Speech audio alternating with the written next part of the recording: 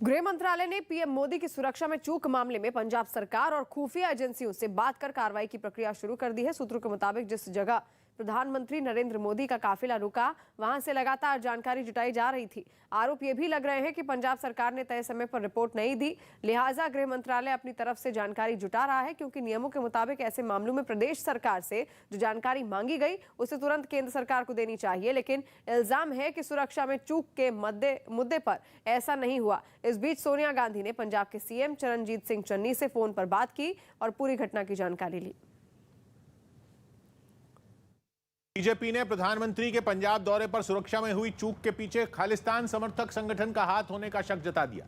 एक दिन पहले प्रदर्शनकारियों ने प्रधानमंत्री का काफिला पंजाब के फिरोजपुर के रास्ते में रोक दिया था, जिसकी वजह से पीएम का दौरा ही रद्द करना पड़ा। जिसके बाद शक जताया गया कि यह सोची समझी साजिश थी। बीजेपी ने इस पूरे मामले की क्रोनोलॉजी समझाने के लिए एक वीडियो तक जारी कर दिया और शक जताया कि प्रधानमंत्री का काफिला रोकने की साजिश खालिस्तान समर्थक संगठन की हो सकती है।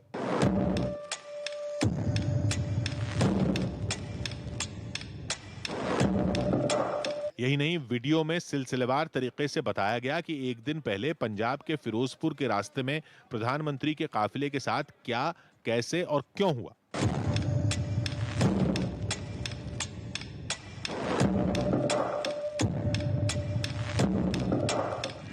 बीजेपी की ओर से जारी इस वीडियो में क्रोनोलॉजी तो समझाई ही गई, साथ ही कई सवाल भी पूछे गए, जैसे अगर प्रधानमंत्री आगे बढ़ते तो क्या होता, दंगे और खून खराबा।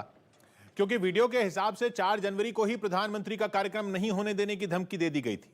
एक और इस वीडियो के जरिए खालिस्तान समर्थक संगठन के षड्यंत्र के संकेत दिए गए, तो दूसरी ओर उसी संगठन सिक्स फॉर जस्टिस की ओर से एक वीडियो जारी किया गया, जिसमें पन्नू ने बोल दिया कि एक दिन पहले फिरोजपुर मोगा हाईवे पर खालिस्तान समर्थक संगठन सिक्स फॉर जस्टिस के लोगों ने प्रदर्शन किया था। 5 जनवरी पंजाब दे विच आजाद खालिस्तान रेफरेंडम दी मुहिम उदों शुरू हो गई।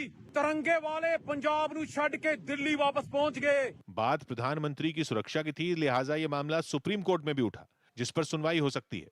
बीजेपी बार बार यह कह रही है कि पीएम की सुरक्षा में जो चूक हुई उसके लिए पंजाब सरकार जिम्मेदार है, और अगर उसने प्रधानमंत्री के रूट पर सही इंतजाम किए होते तो उनका दौरा रद्द नहीं करना पड़ता। यही नहीं, बीजेपी ने यह आरोप भी लगाया कि पंजाब पुलिस ने प्रधानमंत्री की रैली में शामिल होने आ रहे बीजेपी कार्यकर्ताओं को जगह जगह रोका, जिसके कुछ वीडियो भी सामने आए। फिरोजपुर के एक बीजेपी नेता ने जो वीडियो जारी किया उसमें पुलिस वाले बीजेपी कार्यकर्ताओं को रोकते नजर आए।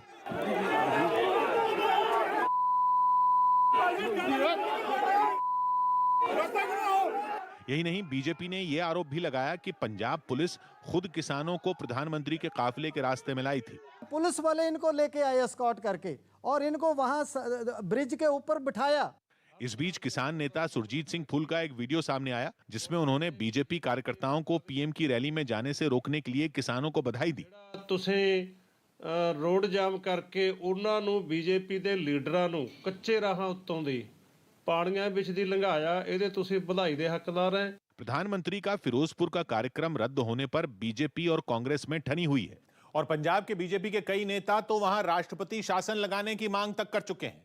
इस बीच इस पूरे मामले पर प्रधानमंत्री और राष्ट्रपति की मुलाकात भी हुई, जिसकी तस्वीरें भी सामने आई। राष्ट्रपति ने एक दिन पहले प्रधानमंत्री की सुरक्षा में जो चूक हुई थी उस पर चिंता जताई। करीब 10 से 15 मिनट तक यह पूरी की पूरी मुलाकात चली, और इससे पहले राष्ट्रपति ने प्रधानमंत्री को फोन किया था इस घटना के बाद और उनकी कुशलक्षेम जाना था। जबकि पंजाब के सीएम चन्नी ने फिर से बीजेपी पर निशाना साधा और प्रधानमंत्री की सुरक्षा के मुद्दे पर हो रहे हमलों का जवाब किसानों के मुद्दे से दिया।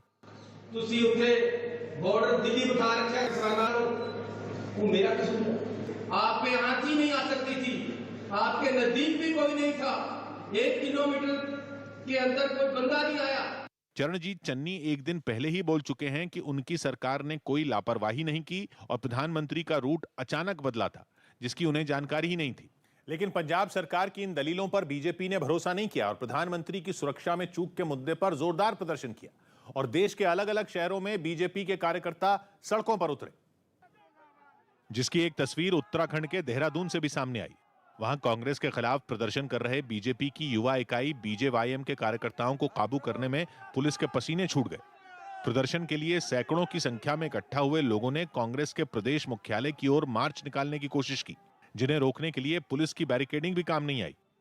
कुछ लोग तो वहां लगे बैरिकेड के ऊपर चढ़कर नारेबाजी करने लगे। हंगामे की आशंका को देखते हुए पुलिस के जवान प्रदर्शन कर रहे लोगों को आगे बढ़ने से रोकने की कोशिश करते रहे। पूरे उत्तराखंड का युवा यहाँ पर इनके ये कुकृत्यों के लिए प्रोटेस्ट करने के लिए आया। प्रदर्शन कर रहे लोगों और पुलिस के बीच जमकर धक्का मुक्की भी हुई, लेकिन पुलिस वाले प्रदर्शन कर रहे लोगों को रोकने में नाकाम रहे और कई लोग कांग्रेस भवन के बिल्कुल करीब पहुंच गए। चंद कदमों की दूरी पर कांग्रेस भवन है, कांग्रेस का प्रदेश मुख्यालय है, जहां पर ये प्रदर्शन चल रहा है। कांग्रेस भवन के पास प्रदर्शन कर रहे लोगों ने कांग्रेस के विरोध में पुतला भी जलाया और फिर सड़क के बीचों बीच धरने पर बैठ गए। लेकिन कांग्रेस के खिलाफ बीजेपी का यह विरोध सिर्फ उत्तराखंड तक ही सीमित नहीं रहा। देश के दूसरे राज्यों से भी कुछ इसी तरह की तस्वीरें सामने आई और दिल्ली के दुर्गापुरी चौक पर भी बीजेपी विधायक जितेंद्र महाजन की अगुवाई में इकट्ठा हुए पार्टी कार्यकर्ताओं ने कांग्रेस नेताओं का पुतला जलाया।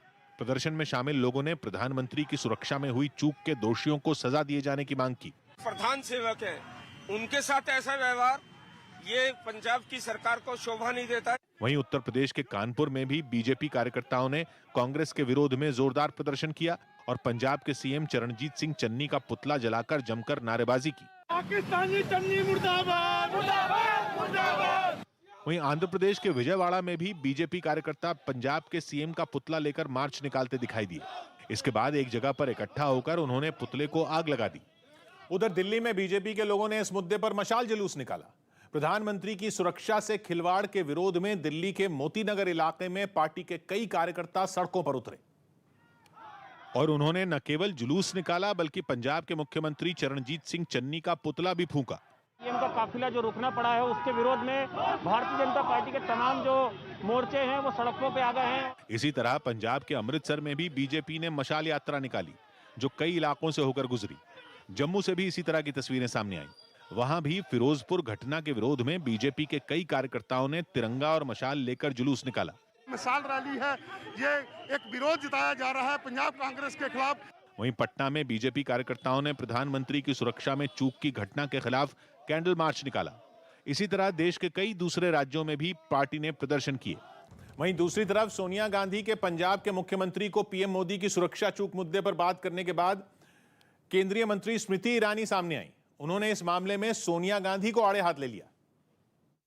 कहीं ऐसा तो नहीं कि मोहरे को इस प्रकार का आदेश दे।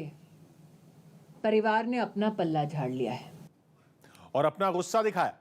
पंजाब में प्रधानमंत्री की सुरक्षा में चूक को बीजेपी बड़ी साजिश बता रही है। ऐसे में अलग अलग जगहों पर बीजेपी नेताओं ने प्रधानमंत्री की सलामती के लिए पूजा की, जिसकी एक तस्वीर भोपाल से भी सामने आई, जहां मुख्यमंत्री शिवराज सिंह चौहान ने प्रधानमंत्री की लंबी उम्र के लिए पूजा की।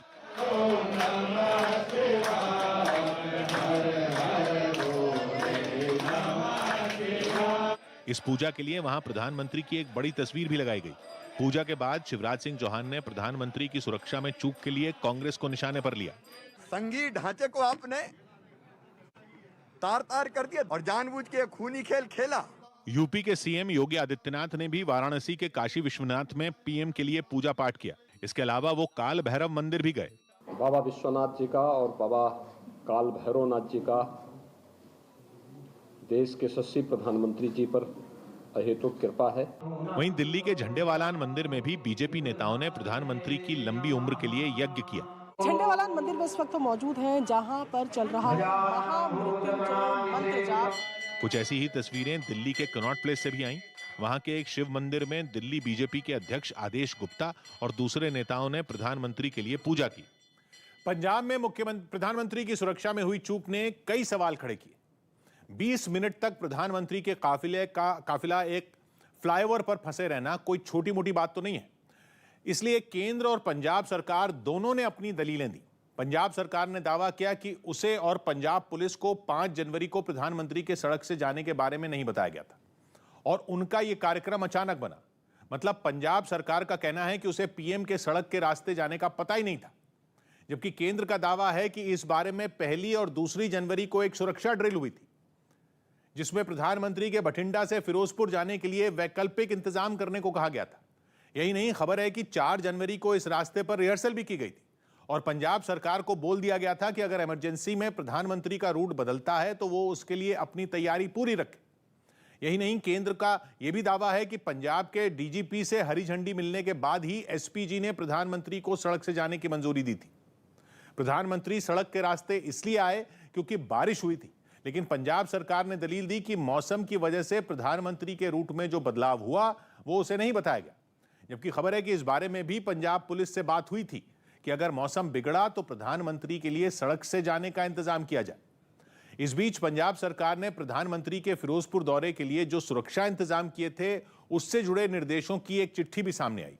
ये निर्देश पंजाब के एडीजी लॉ एंड ऑर्डर ने जारी किए थे और राज्य के अलग अलग हिस्सों में किसानों के जमावड़े पर अलर्ट जारी किया था। मतलब यह कि किसानों के प्रदर्शन से माहौल बिगड़ने का अंदाजा पहले से था। यही वजह रही कि पंजाब पुलिस को जरूरत के हिसाब से ट्रैफिक के इंतजाम करने को कहा गया था और साफ साफ बोला गया था कि अगर कोई रास्ता जाम हो जाए तो पुलिस वैकल्पिक रूट की व्यवस्था करे ताकि आने जाने वालों को दिक्कत ना हो। खासकर वीवीआईपी मूवमेंट वाले रास्तों पर जहां जैम खुलवाने के लिए भारी संख्या में पुलिस के जवान तैनात करने के लिए भी बोला गया था और उनके लिए खास तौर पर दूसरे रूट का इंतजाम करने का निर्देश दिया गया था। लेकिन ये सारे निर्देश उस समय धरे के धरे रह गए जब प्रदर्शनकारियों ने प्रधानमंत्री का रास्ता ही रोक दिया और पुलिस उन्हें वहां से हटा नहीं पाई। नतीजा यह हुआ कि प्रधानमंत्री को लौटना पड़ा, जिसके बाद गृह मंत्रालय ने पंजाब सरकार से इस बड़ी चूक पर रिपोर्ट मांग ली। वहीं पंजाब सरकार ने भी मामले की जांच शुरू कर दी और एक हाई लेवल कमेटी बनाई। इस कमेटी में रिटायर्ड जज समेत 3 अधिकारी होंगे जो 3 दिन में अपनी रिपोर्ट सौंपेंगे। इस बीच पंजाब के 30 पूर्व आईपीएस और आईएएस अधिकारियों ने राष्ट्रपति को चिट्ठी लिखी और आरोप लगा दिया कि प्रधानमंत्री की सुरक्षा से जानबूझकर खिलवाड़ हुआ। पंजाब के फिरोजपुर में प्रधानमंत्री नरेंद्र मोदी की सुरक्षा में हुई चूक पर केंद्र और पंजाब सरकार, बीजेपी और कांग्रेस इल्जामों के पहाड़ लेकर एक दूसरे पर टूटे हुए हैं। लेकिन सवाल यह है कि चूक आखिर हुई कहां? तो इसे समझने के लिए प्रधानमंत्री की सुरक्षा और उनके दौरों का पूरा प्रोटोकॉल जानने की जरूरत है। प्रधानमंत्री की सुरक्षा की जिम्मेदारी एसपीजी यानी स्पेशल प्रोटेक्शन ग्रुप पर होती है। पीएम की हिफाजत करने के लिए एसपीजी के कम से कम 40 से 60 अफसर हर वक्त इनके साये की तरह उनके साथ रहते हैं। इनमें एक एसपीजी कमांडेंट भी होता है जिसका पद एसपी यानी सुपरिटेंडेंट ऑफ पुलिस के बराबर होता है। कहने का मतलब यह है कि एसपीजी के अलावा पीएम के आसपास कोई फटक नहीं सकता। प्रधानमंत्री की सुरक्षा के इस घेरे को कहते हैं इनर रिंग। इसके अंदर आने की इजाजत किसी को नहीं होती, किसी को भी नहीं। सुरक्षा के इस पहले चक्र के बाद आती है सिक्योरिटी की बाकी लेयर, जो कि लोकल पुलिस और अर्धसैनिक बल के जवान मुहैया कराते हैं। मिसाल के तौर पर अगर पीएम कहीं रैली करने पहुंचे तो स्टेज पर उनके साथ सिर्फ और सिर्फ एसपीजी के कमांडो ही तैनात रहेंगे। पुलिस तक इस इनर रिंग में मौजूद नहीं रह सकती। यानी प्रधानमंत्री सिर्फ एसपीजी के ही साथ चलते हैं। यह है एसपीजी का रोल। लेकिन एसपीजी को अपना रोल पूरी तरह निभाने के लिए लोकल पुलिस का साथ चाहिए होता है, क्योंकि जिस राज्य में पीएम दौरा करने जाते हैं वहां उनके रूट को संभालने के लिए आती है वहां की पुलिस। जब भी प्रधानमंत्री देश के किसी भी हिस्से में जाते हैं तो उनके रूट की इंचार्ज वहां की पुलिस होती है। इस केस में यह जिम्मेदारी पंजाब पुलिस की थी। प्रधानमंत्री के पहुंचने से पहले पुलिस उनके दौरे का पूरा रूट क्लियर कराती है। उसका काम यह देखना होता है कि जिस रास्ते से प्रधानमंत्री का काफिला गुजरेगा वहां कोई भी सुरक्षा में सेंध न लगा पाए। खासतौर पर वहां आसपास रहने वाले या काम करने वाले लोग पीएम के काफिले के बीच में न आए। यानी पुलिस भीड़ को भी मैनेज करती है। पूरी सड़क का सैनिटाइजेशन प्रधानमंत्री के आने से 3-4 घंटे पहले ही हो जाता है। मतलब कि 3-4 घंटे पहले ही यह सुनिश्चित कर लिया जाता है कि उस रास्ते पर कोई भी ऐसी चीज ना हो जिससे पीएम को जरा सा भी नुकसान पहुंचे। पीएम की सुरक्षा इतनी पुख्ता होती है कि कोई एम्बुलेंस और दमकल की गाड़ी तक उनका काफिला नहीं रोक सकती। इतना ही नहीं, प्रधानमंत्री के कॉन्वॉय में सबसे आगे जो 2 गाड़ियां चलती हैं, जिन्हें एस्कॉर्ट नंबर 1 और एस्कॉर्ट नंबर 2 कहते हैं, उनका बंदोबस्त भी राज्य की पुलिस ही करती है। इन दोनों गाड़ियों के अंदर बैठे जवान लगातार पुलिस के संपर्क में रहते हैं और अगर रास्ते में आगे कोई दिक्कत होती है तो उन्हें तुरंत जानकारी दी जाती है ताकि पीछे आ रही जिस गाड़ी में पीएम सवार हैं उस पर कोई आंच ना आए। यह तो हुई राज्य की पुलिस की जिम्मेदारी। अब प्रधानमंत्री जिस सड़क से गुजरेंगे उसकी सुरक्षा व्यवस्था चाक चौबंद करने के लिए ड्यूटी पर लगाए जाते हैं अर्धसैनिक बल के जवान। अगर इस रास्ते पर टावर हैं या ऊंची ऊंची इमारतें हैं तो उन पर अर्धसैनिक बल अपने स्नाइपर तैनात कर देते ताकि वो ऊंचाई से नीचे नजर रख सकें और कोई भी साजिश नाकाम कर सकें। अब इतना सब करने की बारी तो तब आती है जब प्रधानमंत्री अपने दौरे पर निकल चुके होते हैं, लेकिन पीएम का दौरा शुरू होने से पहले होती है खास मीटिंग। यह होती है एएसएल यानी एडवांस्ड सिक्योरिटी लिएजॉन मीटिंग, जो कि पीएम के दौरे से 3 दिन पहले ही हो जाती है। अगर प्रधानमंत्री का शेड्यूल पहले से पता हो तो एएसएल की मीटिंग 1 हफ्ते से भी पहले हो जाती है। यह मीटिंग बहुत बहुत अहम है, इतनी अहम कि पीएम कहीं भी जाएं उससे पहले यह मीटिंग होती ही होती है, फिर चाहे वो दिल्ली में अपने घर के पास ही किसी कार्यक्रम में क्यों न जा रहे हैं, क्योंकि इसी मीटिंग के आधार पर प्रधानमंत्री की सिक्योरिटी की हर डिटेल तय की जाती है, उनके रूट का पूरा खाका तैयार किया जाता है। इस मीटिंग में प्रधानमंत्री के दौरे से जुड़ी हर छोटी से छोटी चीज पर चर्चा होती है। इस मीटिंग में आईबी यानी intelligence bureau, SPG, local police और जहां पीएम जा रहे हैं वहां के डीएम मौजूद रहते हैं। मीटिंग में आईबी यह बताती है कि जिस जगह पीएम जा रहे हैं, जिस रास्ते से जा रहे हैं, उसके आसपास कोई खतरा तो नहीं है। सारा गुणागणित करने के बाद एएसएल रिपोर्ट तैयार होती है, जो कि प्रधानमंत्री के दौरे की गाइड की तरह काम करती है। अब सवाल यह है कि क्या प्रधानमंत्री मोदी के पंजाब के फिरोजपुर दौरे से पहले हुई एएसएल मीटिंग में इस बात पर चर्चा हुई थी कि वहां प्रदर्शनकारी बवाल खड़ा कर सकते हैं? अगर चर्चा हुई थी तो फिर कैसे प्रदर्शनकारी सड़क पर उतर आए?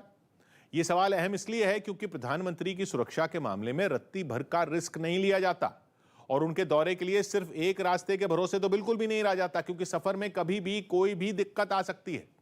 इसलिए हमेशा बैकअप प्लान तैयार रहता है। प्रधानमंत्री के दौरे के लिए 2 रास्ते तय किए जाते हैं, एक होता है मेन रूट, दूसरा कंटिंजेंसी रूट।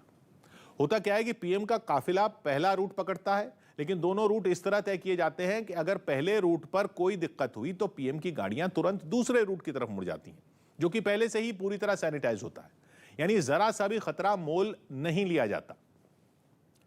जब तक प्रधानमंत्री इस रूट से गुजर नहीं जाते तब तक किसी को भी उस रूट पर आने की इजाजत नहीं दी जाती।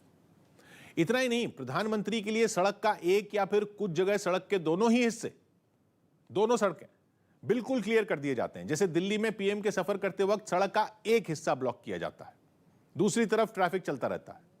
लेकिन जो संवेदनशील इलाके हैं जैसे कि जम्मू कश्मीर, अगर वहां पीएम दौरा करेंगे तब सड़क के दोनों ही हिस्सों को, दोनों तरफ के ट्रैफिक को आम लोगों के लिए बंद कर दिया जाता है। यहां तक कि आईबी जिस तरह का इनपुट देती है उसके आधार पर एक हेलीकॉप्टर भी स्टैंड बाय पर रखा जाता है। और इस वक्त की बड़ी खबर आपको बता दें, ओमिक्रॉन पर डब्ल्यूएचओ की चेतावनी सामने आई है। ओमिक्रॉन पर लापरवाही न बरतने को कहा गया है डब्ल्यूएचओ की ओर से। ओमिक्रॉन से और नए वेरिएंट की आशंका जताई है डब्ल्यूएचओ ने। बड़ा खतरा है ये पूरे देश और दुनिया के लिए। ओमिक्रॉन से खतरनाक होगा नया वेरिएंट, ये चेतावनी जारी की है खुद डब्ल्यूएचओ ने।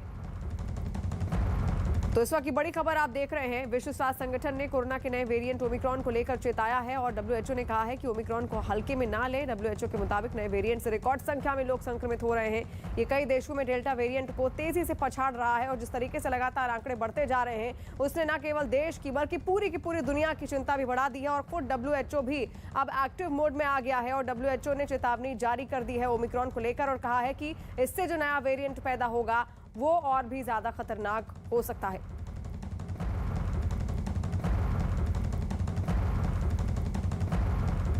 पंजाब के अमृतसर में इटली के मिलान से पहुंची एक चार्टर्ड फ्लाइट के 125 यात्रियों के कोरोना पॉजिटिव मिलने पर बवाल मच गया। इस फ्लाइट से कुल 179 यात्री वहां पहुंचे, जिनमें 125 की कोरोना रिपोर्ट पॉजिटिव आने के बाद एयरपोर्ट पर बवाल मच गया, क्योंकि एयरपोर्ट के अधिकारी कोरोना पॉजिटिव यात्रियों को क्वारंटीन सेंटर भेजने की तैयारी करने लगे, जिसका यात्रियों को लेने वहां पहुंचे उनके रिश्तेदारों ने कड़ा विरोध किया। हंगामा कर रहे लोगों ने एयरपोर्ट प्रशासन पर उनके रिश्तेदारों की जान से खिलवाड़ करने का आरोप लगाया। हंगामा कर रहे लोगों ने अमृतसर एयरपोर्ट पर हुई कोरोना जांच पर भी सवाल उठाए। ਨੈਗੇਟਿਵ ਦਿਖਾ ਕੇ ਜਹਾਜ਼ਾਂ ਦੇ ਵਿੱਚ ਬਿਠਾ ਦਿਆ, ਜਿਸ ਟਾਈਮ ਅੰਮ੍ਰਿਤਸਰ 에ਅਰਪੋਰਟ ਤੇ ਪਹੁੰਚਦੇ ਆ ਉਸੇ ਟਾਈਮ ਕੋਰੋਨਾ ਪॉजिटिव। हालांकि यात्रियों के रिश्तेदारों के विरोध का एयरपोर्ट प्रशासन पर कोई असर नहीं हुआ और उन्होंने सभी को एम्बुलेंस के जरिए उनके जिलों के क्वारंटीन सेंटरों में भेजने की तैयारी शुरू कर दी, जिसके लिए एयरपोर्ट के बाहर बड़ी संख्या में एम्बुलेंस भी पहुंच गई। 160 लोगों का टेस्ट किया गया, 125 गॉट पॉजिटिव। वहीं एयरपोर्ट पर यात्रियों के रिश्तेदारों का हंगामा बढ़ता देख वहां सुरक्षा बढ़ा दी गई। और ये तो विदेश से लौटे लोगों की बात है। देश के अंदर भी पिछले 10 दिनों में कोरोना के नए मरीजों की संख्या में बड़ा उछाल देखने को मिला। स्वास्थ्य मंत्रालय की ओर से जारी आंकड़ों के मुताबिक पिछले 10 दिनों के अंदर कोरोना के नए मामलों की रफ्तार 15 गुना तक बढ़ गई। 27 दिसंबर को कोरोना के करीब 6000 मामले सामने आए थे और 10 दिनों में यह आंकड़ा बढ़कर 90,000 के पार पहुंच गया। यही नहीं, इन 10 दिनों में 10% से ज्यादा साप्ताहिक पॉजिटिविटी दर वाले जिलों की संख्या 2 से बढ़कर 41 पहुंच गई। और अगर बात सिर्फ नए साल के 5 दिनों की करें तो अब तक कोरोना के करीब 2.5 लाख नए मामले सामने आ चुके हैं, जिनका बोझ अस्पतालों पर पड़ना शुरू हो गया है। वहां कोरोना मरीजों के बेड भरने का सिलसिला तेजी से जारी है। मुंबई में जहां एक हफ्ते पहले तक कोरोना मरीजों के लिए रिजर्व 2% बेड ही भरे थे, वहीं अब यह आंकड़ा 50% तक बढ़ चुका है। इस बीच खबर है कि महाराष्ट्र में अगर कोरोना मरीजों के 40% बेड भर जाते हैं तो राज्य में लॉकडाउन लगाने पर उद्धव सरकार गंभीरता से विचार करेगी। वहीं दिल्ली के भी अलग अलग अस्पतालों में कोरोना मरीजों के लिए रिजर्व 700 से ज्यादा बेड अब तक भर चुके हैं और केजरीवाल सरकार ने सभी निजी अस्पतालों में 40% बेड कोरोना मरीजों के लिए रिजर्व करने का आदेश भी दिया है। मध्य प्रदेश में कोरोना मरीजों के बेड के भरने का यह आंकड़ा 2500 के करीब पहुंच चुका है, तो बिहार में भी इसमें तेजी से इजाफा हो रहा है। एक दिन पहले वहां अलग अलग अस्पतालों में 63 बेड कोरोना मरीजों से भरे थे, तो अगले ही दिन यह संख्या बढ़कर 90 के करीब पहुंच गई। लेकिन इसके बावजूद कई जगहों पर लोग लापरवाह होने से बाज नहीं आ रहे। कोरोना पर शिकंजा कसने के लिए मध्य प्रदेश के जबलपुर में पुलिस ने नियम तोड़ने वालों पर सख्ती फिर बढ़ा दी। तेजी से बढ़ रहे कोरोना मरीजों की संख्या पर ब्रेक लगाने के लिए पुलिस प्रशासन ने रोको टोको अभियान को दोबारा शुरू कर दिया, जिसके तहत शहर के अलग अलग इलाकों में पुलिस वाले तैनात कर दिए गए और जो लोग उन्हें बिना मास्क के दिखे उनका उन्होंने चालान काटा। दोपहिया वाहन चालक बिना मास्क के घूम रहा है, उन्हें लगातार यहां पर रोकने की कार्रवाई की जा रही है। चाहे टू व्हीलर सवार हो या कार सवार, पुलिस वालों ने लापरवाही बरत रहे लोगों के चालान काटने में कोई कोताही नहीं बरती। वार्निंग दे रहे हैं और रसीद भी काट रहे हैं। जबलपुर में मास्क नहीं लगाने वालों का 100 रुपए का चालान काटा जा रहा है। वहीं कोरोना से निपटने के लिए कुछ राज्यों ने सख्त पाबंदियां लागू कर दी हैं। कई राज्यों की तरह बिहार में भी कोरोना मरीजों की तादाद तेजी से बढ़ रही है, जिसे देखते हुए बिहार सरकार ने पूरे राज्य में नाइट कर्फ्यू लगाने का फैसला किया।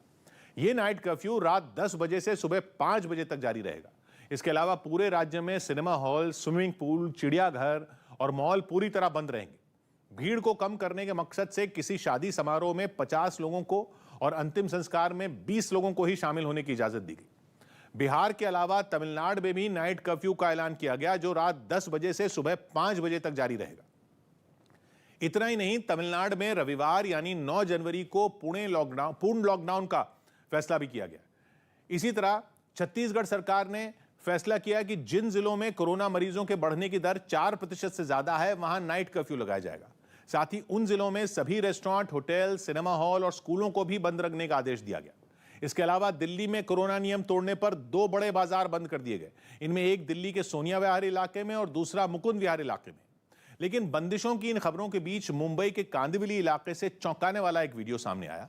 वहां कोरोना नियमों का उल्लंघन कर एक लड़के ने अपने दोस्तों के साथ मिलकर बीच सड़क पर जन्मदिन का जश्न मनाया। यह घटना 3 जनवरी की बताई गई, जब उस लड़के ने देर रात बीच सड़क पर अपना जन्मदिन मनाया। इतना ही नहीं, सामने आए वीडियो में दिखा कि उस लड़के ने तलवार से एक नहीं बल्कि 3 केक काटे। इस दौरान उसके कई दोस्त उसके साथ मौजूद रहे। हैरानी की बात यह रही कि किसी ने भी कोरोना नियमों की परवाह नहीं की। यही वजह रही कि जानकारी मिलते ही पुलिस ने उन पर एक्शन ले लिया, गुना दाखिल किया उनके ऊपर और उसमें उनको दोनों को अरेस्ट किया। बताया गया कि जिसका जन्मदिन था उसके किसी दोस्त ने केक काटने के लिए उसे तलवार दी थी, जिसे पुलिस ने अपने कब्जे में ले लिया। इस बीच महाराष्ट्र सरकार ने कोरोना मरीजों की संख्या तेजी से बढ़ने पर जीनोम सीक्वेंसिंग टेस्ट ही बंद कर दिया, जिसके पीछे वहां के स्वास्थ्य मंत्री ने यह दलील दी कि राज्य में जितने कोरोना के मरीज हैं उनमें 55% ओमिक्रॉन के हैं और ओमिक्रॉन के इन मरीजों में लक्षण भी काफी कम है। जबकि ओमिक्रॉन का पता लगाने के लिए जो जीनोम सीक्वेंसिंग टेस्ट होता है उसकी रिपोर्ट आने में 5 से 7 दिन लग जाते हैं। इसलिए अब यह टेस्ट ही बंद कर दिया गया और जिस मरीज की जैसी तबीयत होगी उसी हिसाब से उसका इलाज किया जाएगा। वहीं ब्रिटेन में तेजी से बढ़ रहे कोरोना मरीजों के बीच वहां की सरकार ने यात्रा नियमों में कुछ बदलाव कर दिए, जिसके बाद फ्लाइट से ब्रिटेन पहुंचने वालों के लिए 7 जनवरी से कोरोना टेस्ट कराना जरूरी नहीं रहेगा। यानी कि ब्रिटेन जाने से पहले यात्रियों को कोरोना की जांच नहीं करानी पड़ेगी। साथ ही ब्रिटेन पहुंचने के बाद उन्हें क्वारंटीन भी नहीं रहना होगा। हालांकि जिन लोगों ने अपना वैक्सीनेशन पूरा कर लिया है, यह नियम उनके लिए ही लागू होगा। लेकिन इंग्लैंड पहुंचने के 2 दिन के अंदर लोगों को रैपिड टेस्ट कराना अभी भी जरूरी है। जबकि रैपिड टेस्ट में पॉजिटिव मिलने के बाद RT-PCR टेस्ट से उसकी पुष्टि के नियम को खत्म करने का फैसला लिया गया है। जो कि 11 जनवरी से ब्रिटेन में लागू हो जाएगा। खबर है कि चीन ने गलवान घाटी में अपने देश का झंडा फहराने का जो वीडियो जारी किया था, उस वीडियो में चीन के सैनिक नहीं बल्कि वहां के फिल्म और टीवी के कलाकारों का इस्तेमाल किया गया था और इन कलाकारों को किसी और ने नहीं बल्कि चीन के लोगों ने ही पहचाना और वहां के सोशल मीडिया पर उस वीडियो की सच्चाई को लेकर बहस भी छिड़ गई। चीन के लोगों का यह दावा है कि उस वीडियो में चीनी सेना की ड्रेस में दिख रहे लोगों में एक चीन के मशहूर एक्टर वू जिंग है, जबकि वीडियो में दिख रही महिला उनकी पत्नी और चीन की मशहूर टीवी होस्ट जीनैन है। हालांकि हम इस बात की पुष्टि नहीं करते, लेकिन इंटरनेट पर कई लोग ये दावा कर रहे हैं कि उन लोगों में बड़ी तादाद में चीन के लोग भी शामिल हैं। चीन के प्रोपेगेंडा वीडियो पर फिर सवाल खड़े हो गए, क्योंकि चीन ने गलवान घाटी में अपने देश का झंडा फहराने का जो वीडियो जारी किया था, उस वीडियो में चीन के सैनिक नहीं बल्कि वहां के फिल्म और टीवी के कलाकारों का इस्तेमाल किया गया था।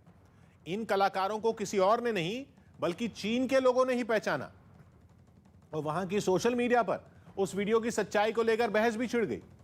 चीन के लोगों का दावा है कि उस वीडियो में चीनी सेना की ड्रेस में दिख रहे लोगों में एक चीन के मशहूर एक्टर वू जिंग है, जबकि वीडियो में दिख रही महिला उनकी पत्नी और चीन की मशहूर टीवी होस्ट शिनान है। हालांकि हम इस बात की पुष्टि नहीं कर सकते, लेकिन इंटरनेट पर कई लोग ये दावा कर रहे हैं और उन लोगों में बड़ी तादाद में चीन के लोग शामिल हैं। जाहिर सी बात है, चीन खुद तो ये मानेगा नहीं, लेकिन लोगों का इस वीडियो में चीनी कलाकारों को पहचानना ये अपने आप में सवाल खड़े कर रहा है और चीन के प्रोपेगेंडा के लिए बनाए गए वीडियो की तरफ इशारा कर रहा है।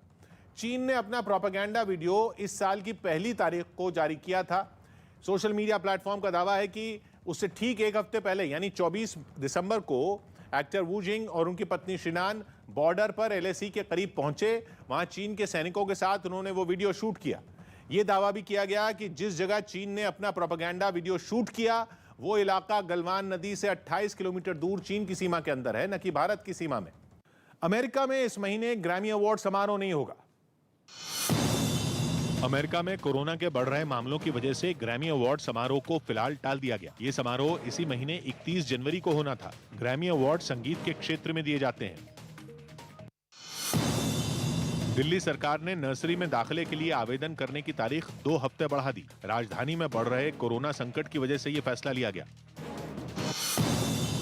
ICC महिला वर्ल्ड कप और न्यूजीलैंड दौरे के लिए भारतीय टीम का ऐलान कर दिया गया। मिताली राज टीम की कप्तान होंगी और हरमनप्रीत कौर उप कप्तान की जिम्मेदारी निभाएंगी। इसके अलावा हरमनप्रीत न्यूजीलैंड दौरे में T20 टीम की कमान भी संभालेंगी। भारतीय टीम फरवरी में न्यूजीलैंड के साथ T20 और वनडे सीरीज खेलेगी। इसके बाद मार्च में भी वहीं वर्ल्ड कप खेला जाएगा। महाराष्ट्र के नासिक में त्र्यंबकेश्वर ज्योतिर्लिंग मंदिर में कोरोना वैक्सीन का सर्टिफिकेट जरूरी कर दिया गया। अब जिन भी श्रद्धालुओं, कर्मचारियों, दुकानदारों और होटल वालों ने कोरोना वैक्सीन की दोनों डोज नहीं लगवाई होंगी, वो मंदिर और आसपास के इलाके में नहीं जा पाएंगे। यूपी सरकार ने सिंचाई के लिए किसानों को बिजली बिलों में छूट देने का ऐलान किया। अब उन्हें सिंचाई के लिए मौजूदा दर से आधे दाम पर बिजली मिलेगी। अनुष्का शर्मा 3 साल बाद फिर फिल्मी जगत में वापसी करेंगी। वो क्रिकेटर झूलन गोस्वामी की जिंदगी पर बन रही फिल्म चकदा एक्सप्रेस में झूलन की भूमिका में दिखेंगी। आजकल अपना पहचान भी बना लेगा। पीएम मोदी की सुरक्षा में सेंध के मसले पर केंद्रीय मंत्री स्मृति ईरानी ने कांग्रेस अध्यक्ष सोनिया गांधी पर निशाना साधा है। न्यूज 18 से बातचीत में स्मृति ईरानी ने कहा कि कल तक कांग्रेस देश में जश्न मना रही थी, लेकिन जब देश में कांग्रेस के खिलाफ आवाज उठनी शुरू हुई तो कांग्रेस नेताओं ने अब चिंता जतानी शुरू की है। प्रधानमंत्री के कैवलकेड में जो सुरक्षा चूक हुई, इस पर बात करने के लिए हमारे साथ केंद्रीय मंत्री स्मृति ईरानी हैं। मैम, अभी कांग्रेस अध्यक्षा सोनिया गांधी ने भी इस पर चिंता जताई है और पंजाब सरकार से बड़ी जल्दी चिंता जता दी। 24 घंटे उनके जब अधिकारी कांग्रेस पार्टी के जश्न मना रहे थे, तब ना चिंता व्यक्त की, ना आक्रोश व्यक्त किया, ना कोई इंक्वायरी की। जब देखा कि पूरा देश एकजुट हो चुका है और पूरा देश इस बात का खंडन कर रहा है और कांग्रेस पार्टी के आला कमान से जवाब मांग रहा है, तब मजबूरन उनकी आत्मा और चिंता जागी है। लेकिन अब जब कांग्रेस अध्यक्षा ने खुद मुख्यमंत्री से बड़ा उपकार किया भाई साहब हम पे, मतलब कांग्रेस की अध्यक्षा जागृत हुई और उन्होंने पंजाब के कांग्रेस के जो नेता हैं उनसे डिमांड किया, आप तो बहुत बड़ा उपकार कर रहे हैं, लेकिन प्रश्न का जो जवाब कल से अपेक्षित है वो नहीं दिया आपने कि क्यों डीजीपी पंजाब ने इस बात का आश्वासन दिया कि रूट क्लियर है। क्यों चन्नी साहब ने कहा कि मैं तो कोविड के लोगों से घिरा हुआ हूँ ग्रस्त, लेकिन मैं आ नहीं सकता, लेकिन अचानक वो सार्वजनिक कार्यक्रम में उपस्थित हो रहे थे। किसने डायरेक्ट किया उन लोगों को कि वो फ्लाईओवर पर चढ़कर प्रधानमंत्री के कैवलकेड के सामने खतरे के एक वस्तु के नाते या फिर एक प्रतिबिंब के नाते वहां उपस्थित हों? प्रधानमंत्री की मूवमेंट की जानकारी किसने लोगों को दी? क्या आपको लगता है कि कांग्रेस एज अ पार्टी और पंजाब सरकार एज एन एडमिनिस्ट्रेशन इस पूरे मामले में कहीं ना कहीं पूरी तरह से इन्वॉल्व है? इन्वॉल्व नहीं है क्या? किम जोंग उन ने एक बार फिर अमेरिका और जापान की नींद उड़ा दी। उत्तर कोरिया ने एक बेहद ताकतवर हाइपरसोनिक मिसाइल का परीक्षण किया जो कामयाब होने की जानकारी सामने आई। और इसके साथ ही साफ हो गया कि साल भले ही बदलते जाएं, किम जोंग उन का हथियारों से प्रेम कम नहीं होने वाला। उत्तर कोरिया ने मिसाइल के टेस्ट की एक फोटो भी जारी की। बताया जा रहा है कि मिसाइल का यह टेस्ट पूरी तरह से कामयाब रहा। उत्तर कोरिया के पास ये पहली हाइपरसोनिक मिसाइल नहीं है, बल्कि इससे पहले भी वो एक ऐसी ही मिसाइल का परीक्षण कर चुका है। नए साल में उत्तर प्रदेश के मुख्यमंत्री योगी आदित्यनाथ ने किसानों को बड़ा तोहफा दिया है। यूपी के किसानों को बिजली के बिल में 50% की छूट मिलेगी। प्रस्तावित नई दरों के मुताबिक ग्रामीण क्षेत्रों में मीटर्ड कनेक्शन पर अभी जहां 2 रुपए प्रति यूनिट की दर से बिल देना होता है, वहीं अब 1 रुपए प्रति यूनिट देना होगा। इस कनेक्शन के लिए फिक्स चार्ज 70 की जगह 35 रुपए प्रति हॉर्स पावर लगेगा। इसी तरह अनमीटर्ड कनेक्शन के लिए फिक्स चार्ज 170 रुपए प्रति हॉर्स पावर की जगह 85 की दर से देना होगा। योगी सरकार के इस फैसले से 50% बिजली बिल कम होगा। सीएम योगी ने के इस फैसले से 13 लाख किसानों को सीधा फायदा होगा। बिहार के पूर्णिया से